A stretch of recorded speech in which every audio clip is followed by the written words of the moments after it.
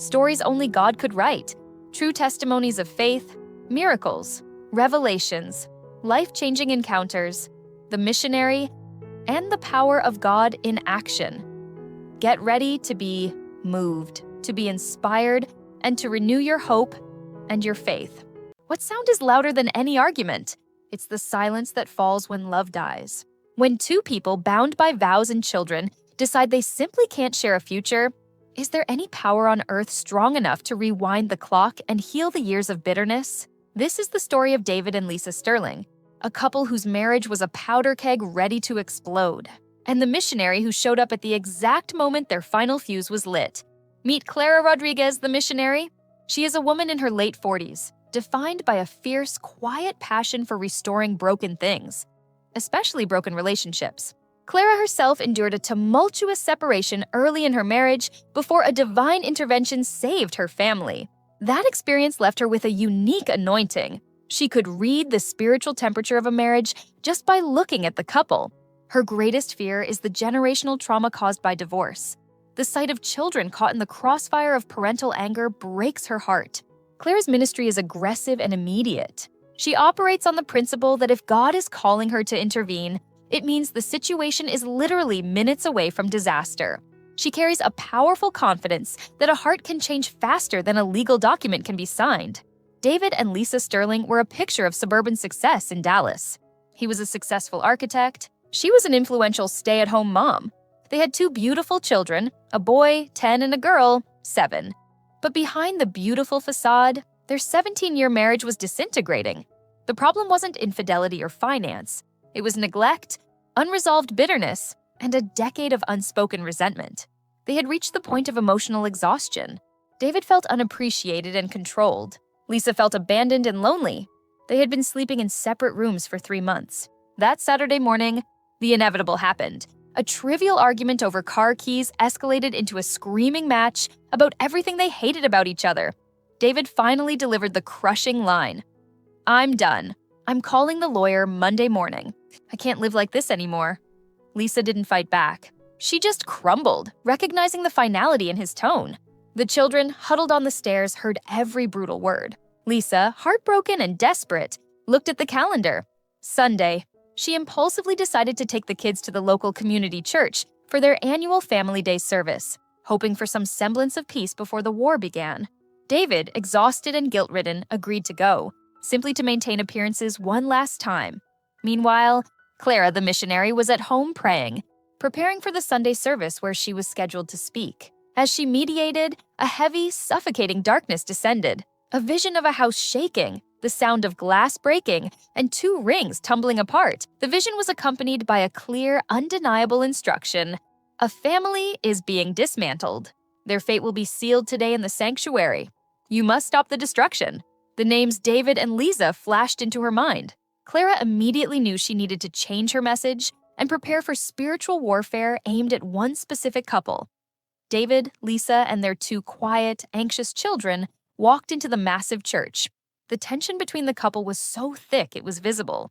They sat stiffly, separated by their 2 children, each praying silently for entirely opposite things. David for the courage to end it cleanly, Lisa for a miracle she no longer believed in. Clara, wearing her white lace veil, stepped onto the stage to address the packed house. She didn't look at the congregation. Her eyes scanned the rows until they stopped directly on the Sterling family, sitting halfway back. She felt the heavy darkness she saw in her vision settling right over them. Clara completely scrapped her planned sermon. She began speaking, her voice cutting through the sanctuary with prophetic authority. "Today I am not talking to the majority. I am talking to a couple in this room who came here to say goodbye. You are here because Monday morning, a call is scheduled that will dismantle your home and destroy your children's stability." The entire church seemed to hold its breath. David and Lisa froze, staring at the missionary, their hearts pounding. How could she possibly know? Clara continued, not looking away from them. "The problem isn't the keys, the money, or the chores. The problem is a spirit of unforgiveness that you've allowed to build a wall between you. That wall is coming down today. The enemy is claiming your family because he knows the power of your future." Clara delivered a clear, dramatic instruction. "I am going to pray a prayer of instant reconciliation and covenant renewal. I'm going to ask the Holy Spirit to physically pull down that wall of bitterness. But the miracle requires your action. If you are that couple, you must stand up now, you must cross the physical space between you, and you must hold hands before I finish this prayer. The tension in the sanctuary was absolute. David and Lisa were paralyzed. To stand up meant exposing their deepest shame to hundreds of people. But to stay seated meant finalizing the destruction. David looked at Lisa, and she looked back, both seeing the pain and the possibility in the other's eyes. They saw their children looking up at them, faces pale with hope.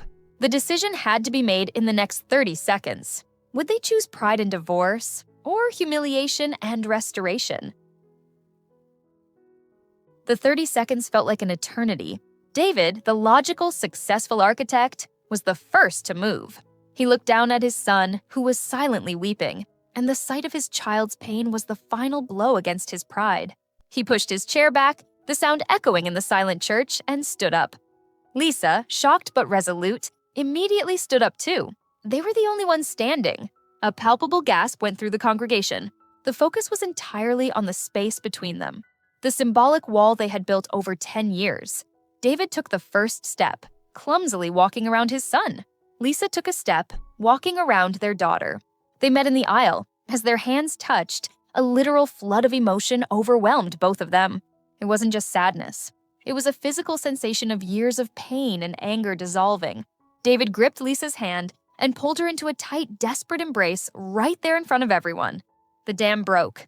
They sobbed into each other's shoulders, releasing 17 years of unspoken words. The congregation, realizing the magnitude of the moment, erupted, not in applause, but in a collective, unified sound of prayer and worship. Clara continued her prayer, now focusing on pouring restoration back into their marriage. When the prayer finished, David pulled back, his eyes searching Lisa's face, really seeing her for the first time in years. In that intense moment of reconciliation, a powerful memory flooded both their minds simultaneously.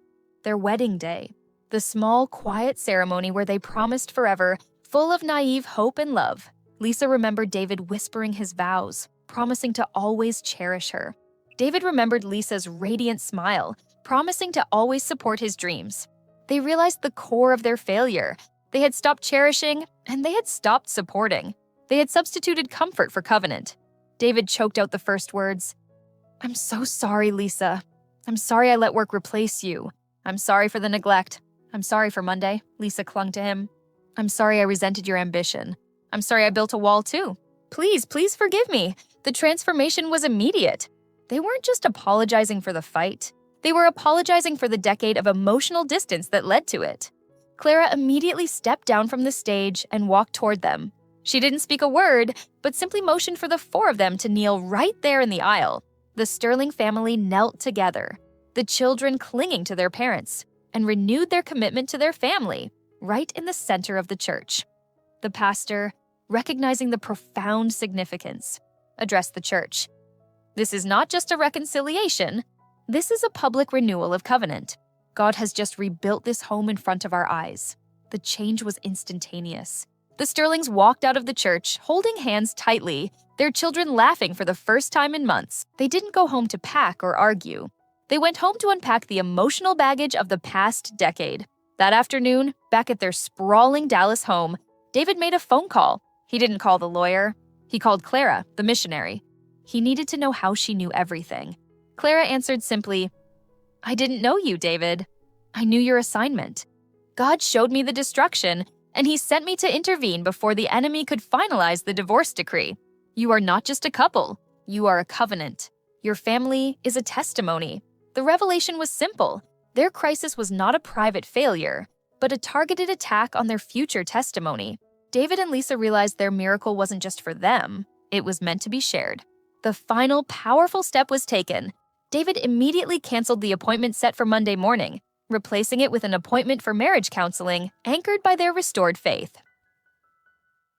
The Great Reviravolta wasn't the reconciliation in the church. It was the subsequent action they took. The following week, David took a voluntary leave of absence from his architectural firm, something his colleagues called career suicide, to dedicate time to rebuilding his family. Lisa, instead of trying to control every detail of the household, started dedicating time to supporting David's emotional needs.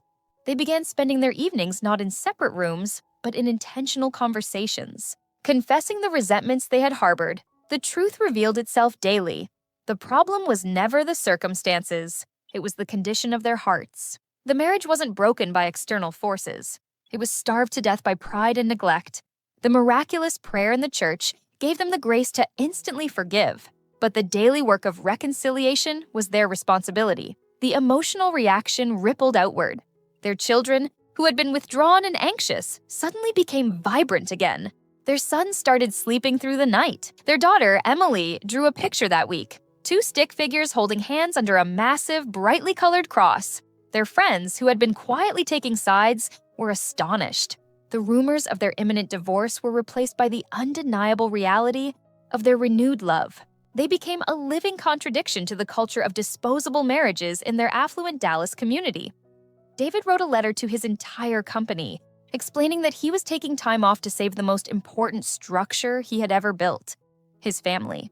His professional humility, born from his emotional breakdown in the church, earned him a new level of respect that his career successes never had. The transformation of David and Lisa Sterling became the church's most powerful testimony.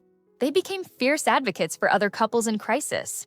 They started hosting small group meetings in their home, turning their former battlefield into a healing center.